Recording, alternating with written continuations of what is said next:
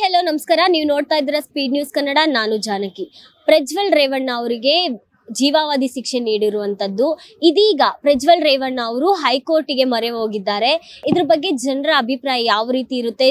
ಪ್ರಜ್ವಲ್ ರೇವಣ್ಣ ಅವರಿಗೆ ಜೈಲು ಶಿಕ್ಷೆ ಆಗ್ಬೇಕಾ ಬೇಡವಾ ಅನ್ನೋದನ್ನ ಒಂದಷ್ಟು ಜನರ ಹತ್ರ ಕೇಳಿ ತಿಳ್ಕೊಳ್ಳೋಣ ಬನ್ನಿ. ತಪ್ಪು ಮಾಡಿದಾರೆ ಅನುಭವಿಸ್ಲಿ. ಅವರು ತಪ್ಪು ಮಾಡಿದ್ರೆ ಅನುಭವಿಸ್ಲೇಬೇಕು.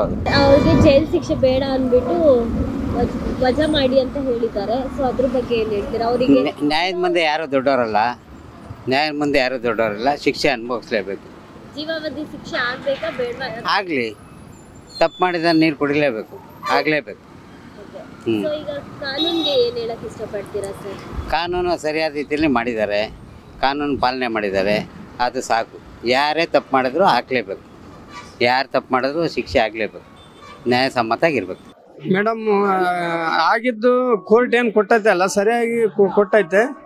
ಇನ್ನೂ ಬೇರೆ ಬೇರೆಯವರು ಇನ್ನೂ ಹೆಣ್ಣು ಮಕ್ಕಳಿಗೆ ಯಾವ ಈ ರೀತಿ ಮಾಡಬಾರ್ದು ಅನ್ನೋದೊಂದು ಕರೆಕ್ಟ್ ಕೋರ್ಟ್ ತೀರ್ಮಾನ ಏನು ಮಾಡೋದಲ್ಲ, ಕರೆಕ್ಟ್ ಮಾಡಿದೆ.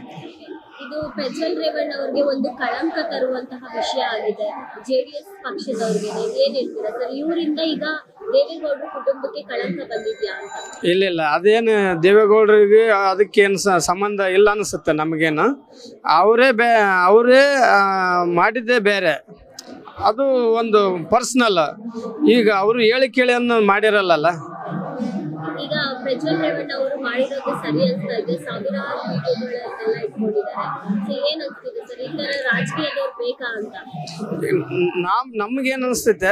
ಯಾರು ಹೆಣ್ಣು ಮಕ್ಕಳಿಗೆ ಅಗೌರವ ತೋರ್ತಾರ, ಯಾರು ಹೆಣ್ಣು ಮಕ್ಕಳಿಗೆ ಅಸಭ್ಯವಾಗಿ ವರ್ತಿಸ್ತಾರ, ಅಂಥವ್ರಿಗೆ ಶಿಕ್ಷೆ ಆಗಬೇಕನ್ನೋದು ನಮ್ಮ ಆಸೆ. ಇವಾಗ ಕಾನೂನು ಕರೆಕ್ಟ್ ಆಗಿ ನಿರ್ಧಾರ ತಗೊಂಡು ಈ ರೀತಿ ಶಿಕ್ಷೆ ಕೊಟ್ಟಿರೋದು ಸರಿ ನನ್ನ ಪ್ರಕಾರ. ಕಾನೂನು ಏನು ಮಾಡೈತಲ್ಲ, ನಮ್ಗೆ ಕಾನೂನು ಮೇಲೆ ಗೌರವ ಐತೆ.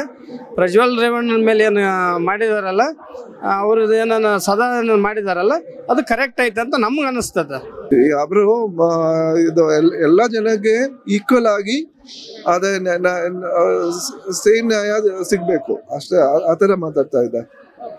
ಈಗ ಪ್ರಜ್ವಲ್ ರೇವಣ್ಣ ಅವರ ಇಂಥವರು ರಾಜಕೀಯದಲ್ಲಿ ಇರಬೇಕಾ ಅಂತ?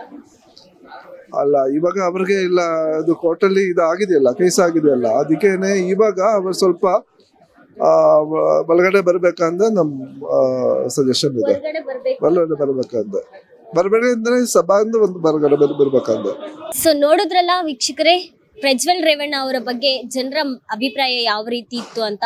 ಒಂದಷ್ಟು ಜನ ಏನ್ ಹೇಳ್ತಾ ಇದ್ದಾರೆ ಅಂದ್ರೆ, ಪ್ರಜ್ವಲ್ ರೇವಣ್ಣ ಅವ್ರ ಬಗ್ಗೆ ಪಾಸಿಟಿವ್ ಆಗು ಮಾತಾಡ್ತಾ ಇದ್ದಾರೆ, ಒಂದಷ್ಟು ಜನ ನೆಗೆಟಿವ್ ಆಗು ಮಾತಾಡ್ತಾ ಇದ್ದಾರೆ. ಇಂಥ ರಾಜಕೀಯ ವ್ಯಕ್ತಿಗಳು ಮತ್ತೆ ರಾಜಕೀಯದಲ್ಲಿ ಬರೋದು ಬೇಡ ಅಂತ ಕೂಡ ಒಂದಷ್ಟು ಜನ ಹೇಳ್ತಾ ಇದ್ದಾರೆ. ಇನ್ನೊಂದಷ್ಟು ಜನ ಪ್ರಜ್ವಲ್ ರೇವಣ್ಣ ಮಾಡಿರುವಂತಹ ಪ್ರೂಫ್ ಏನಿದೆ ನಿಮ್ಮ ಹತ್ರ, ಹೀಗೂ ಕೂಡ ಕೇಳ್ತಾ ಇದ್ದಾರೆ. ಇದಾಗಿತ್ತು ಇವತ್ತಿನ ವಿಶೇಷ ಸುದ್ದಿ.